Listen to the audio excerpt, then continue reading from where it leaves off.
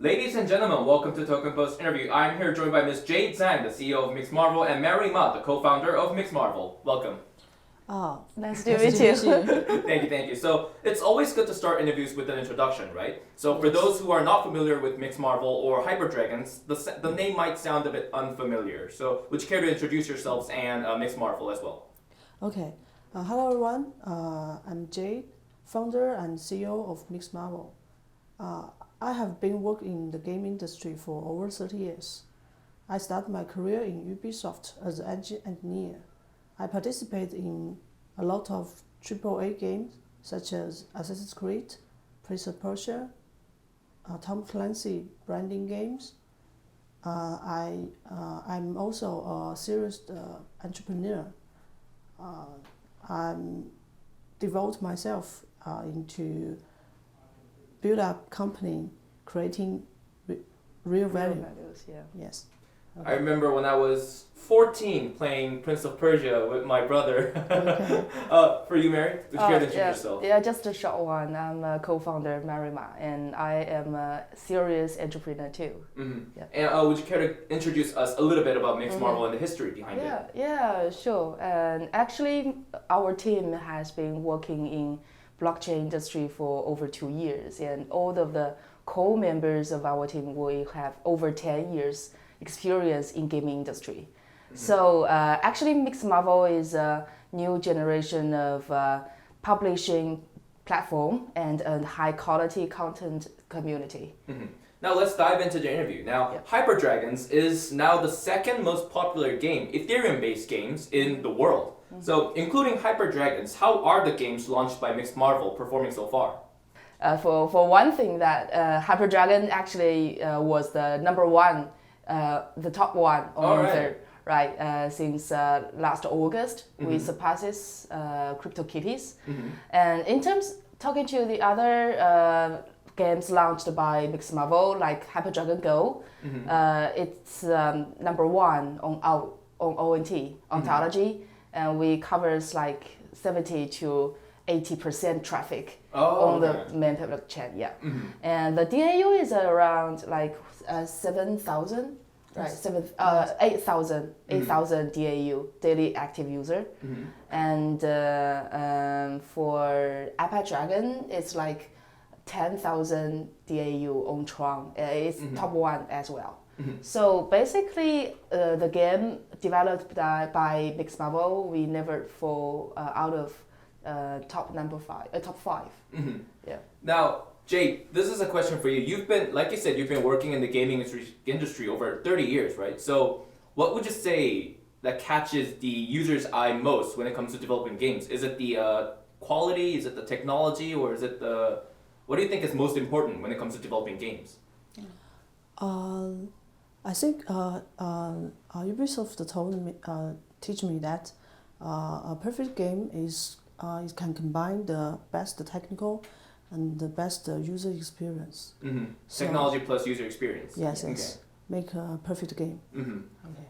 Now, diving into some of the products launched by 믹스마블, Marvel SDK is a software kit that easily integrates token economies to existing centralized games. Now, I'm curious to ask, to what extent does this SDK work? Can anybody just bring the SDK and apply it to their current games, or how does this technology work?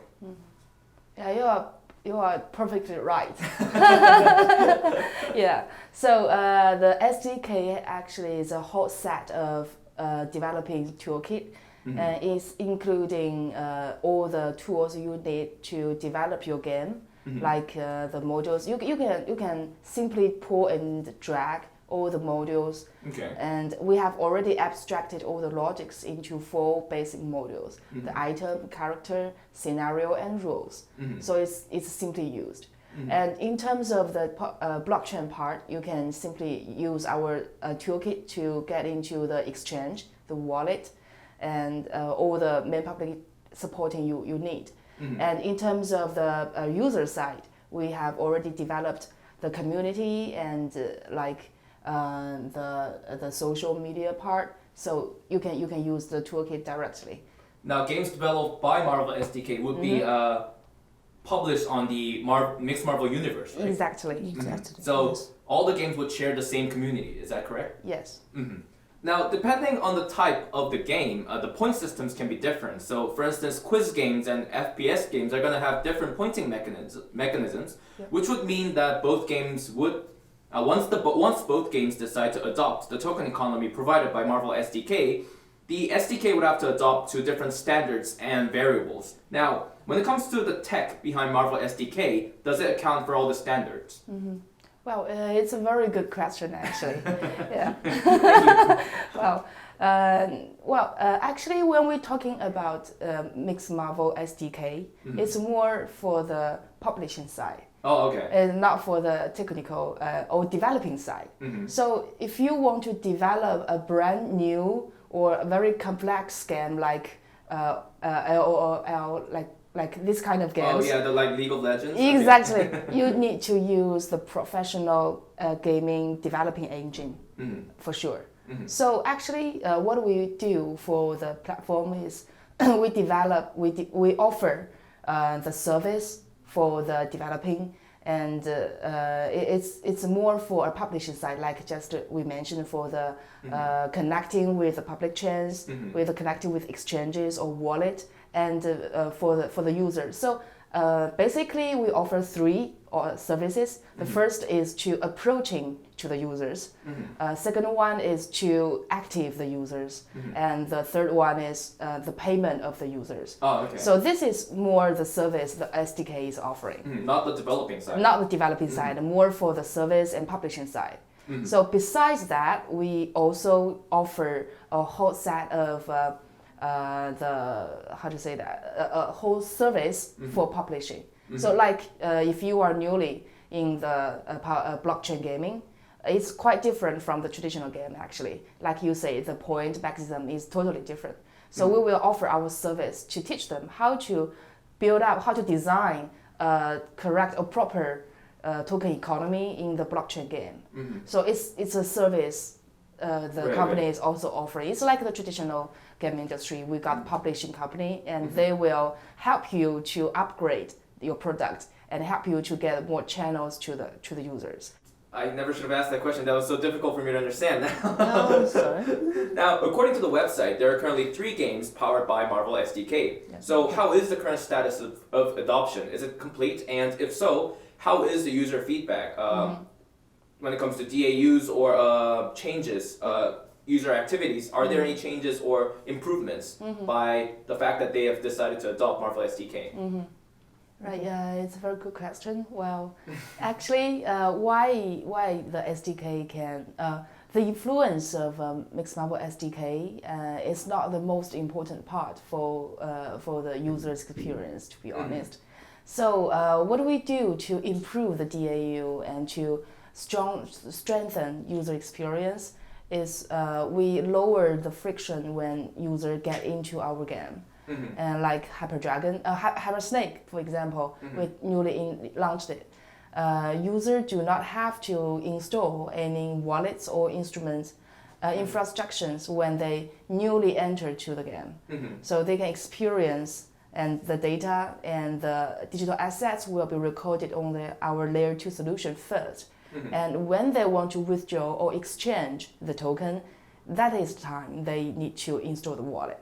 So it's a smoother user experience. This is the first thing. And the second thing is actually the DAU, why people will love the game is because the design of token economy and how we operate the game. For example, when facing different group of people, we will select a different gameplay for them. For example, for neo community, like they are a lot of hardcore players, and we will choose the SPF game for them, first-person shooting game for them. And for example, for like Ant, and they are more blockchain users, so we will choose the trade blockchain game like Hyper Go for them, so that they can race and they can battle their dragons, and they can repopulate like their So different dragons. strategy for different communities. Exactly. Right. Exactly. So you mentioned an interesting part of Mixed Marvel, which is smooth and seamless transaction user experience. Now, all this is done owing to the contribution made by Rocket Protocol. So this is a protocol allowing smooth and low-cost migration as well as reduced TPS. An interesting concept that is. But TPS is something that all blockchain projects currently on the market are suffering from, especially when it comes to Ethereum blockchain. Yeah. Now, how is the TPS problem solved, or how is this smooth user experience held using Rocket Protocol, and how do you account for all the microtransactions that take into place within your entire gaming economy? So in terms of how to solve the problem, so actually we divide the the blockchain into two layers. The bottom one is the public chain. So they are the container of digital assets, and all the rules and the outcomes. It's more transparent, and they have their own consensus. So this is the bottom line. And the second one is our layer 2 solution. So this is more for the efficiency. Okay, but still it's transparent, and we have our validator. So the layer 2 would take care of all the transactions, which would be passed down to layer 1, where it would control the assets. Did I get that right? Okay, so actually we use these two layers to service two different kind of people. So in terms of layer 2, it's more facing the developers. Right. So they will have the logic and the rules on the layer 2 first, and then, as you said, we put the result and the digital assets to the layer 1. And for the users, actually, they do not need to get into the layer 1 first. They can experience the game on the layer 2 solution first. So like just take the example like Hyper Snake. So people will have a random account created by the layer 2 first, and they will hold their digital assets and outcomes on the layer 2. And if they want to get into become a blockchain user, that is time they get to layer 1. Oh, okay. So actually we are using these two layers to cooperate with each other to solve the problem, which is the triangle problem in blockchain, which is safe, efficiency, scalability. Right. Yes. So actually, this is the way we solve the problem for especially game industry. Our layer 2 solution is exclusive solution for game industry. It's not for the general industry. So it's more for gaming. Now, I caught an interesting statement from Mixed Marvel, one of Mixed Marvel's co-founders, now stating how Mixed Marvel changes the traditional gaming industry, where it has a customer to service provider relationship into a stakeholder to platform provider relationship. Now, what would this mean? I would say again, it's a very good question. So it's more related to our token economy of the whole platform, actually. Right. Yeah. So you can see that it's a platform, but also it's a game here. So our mix is representative of the whole value of the whole platform. So this is the first thing. And if you are the holder of our mix, actually you will share all the growth and all the profit with the platform. Right. It's the first thing. And the second thing is we will use our profit to go back to buy back all the tokens. So the token will definitely be appreciated in the future continuously. It's the second one.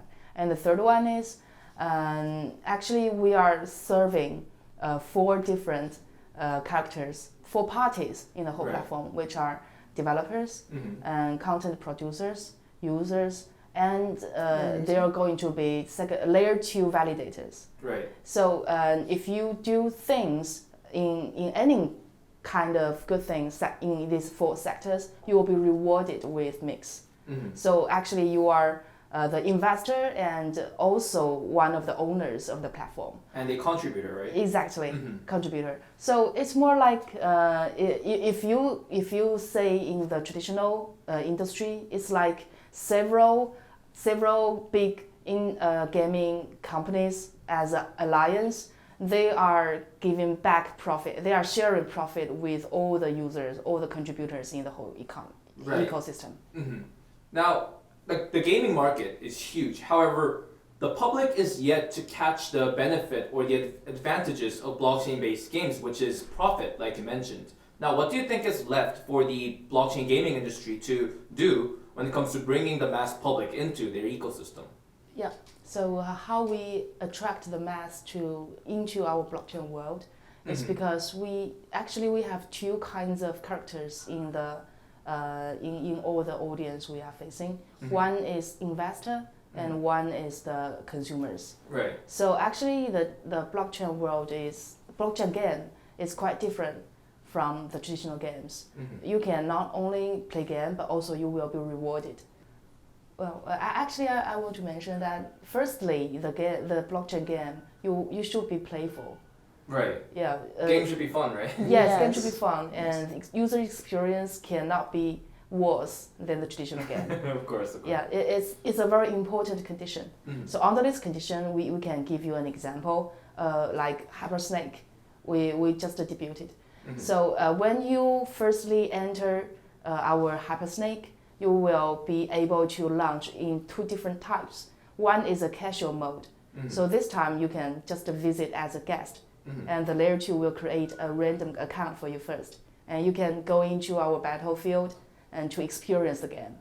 So once you eat the token, so the record will be recorded to the layer 2. And like you are experiencing the Tron field, I have eaten like 50 Trons, the record will be on the layer 2. And now if I want to withdraw the Tron, I can install the wallet. Okay. This is a casual mode. It's for lowering the friction when mass get into the blockchain world. Okay, so this is how we attract the users to be in our game. And the second one is we have an investor field. It's like a table in a big casino. You can own your own table here. And you can invite the other players, like my friends. Because it's a H5 website game, so I can send the link directly, like through Facebook or through Kakao, this kind of IM. And I invite my friends here, I can set the rules, I can define how much the champion gonna win and how much the other people gonna share. And so this time you can see that I am the owner and I am also the investor. Because I am setting the rules. Right. And during this process, the platform will get some of the profit out, and it's like 5%, like 5%, and we will withdraw all this money into the casual mode, which is for mass adoption. Right. So it's more for marketing fee actually. So we have accounted actually if you operated like 150 rounds in your own room, you will earn like $10,000 US. So it's pretty a lot, isn't it? Yes, pretty a lot. Yeah. So this is the way how we attract the mass, and in the same time we stimulate the investors to get more involved to our game. So difference in roles as well as seamless user experience. Yes. And the profit or the incentives, monetary incentives. Exactly. Right. Now, Korea is one of the largest gaming markets in the world. Yes. So I have to ask you, do you have any specific plans for Korea when it comes to marketing or expanding your business to here in Korea? Yeah, for sure. Yeah, we raise Korean market quite a lot. And one of our co-founder, he used to work in a Korean company which is T3. Okay. Yeah, he used to work here. So yeah, he's quite familiar with Korean gaming industry. Yeah. Korea have best quality of developer and the most active user in the world. Yeah. So Korea is I think is the most important. You're right. Korea is the most important country in the gaming industry, and we also will have event. Yeah. Yes. Maybe you can. Yeah. Yeah, we are going to Actually, we have already sponsored the 100th ceremony of the fund of the provisionary government. Oh, you're right. It was just a week ago, right? Yes, 11th April, and we are going to have a big launch party on 24th night. And we big welcome all the people who are interested in 믹스마블, and we would like to share more information about our strategy and to launch the new game. We can experience at the launch party. We will play the game together. So I'm quite sure that you will have fun there. Thank you so much for the comment. Thank you. Ladies and gentlemen, thank you for tuning in. That was Ms. Jade Zhang, the CEO of 믹스마블, and Mary Ma, the co-founder of 믹스마블. Thank you for watching.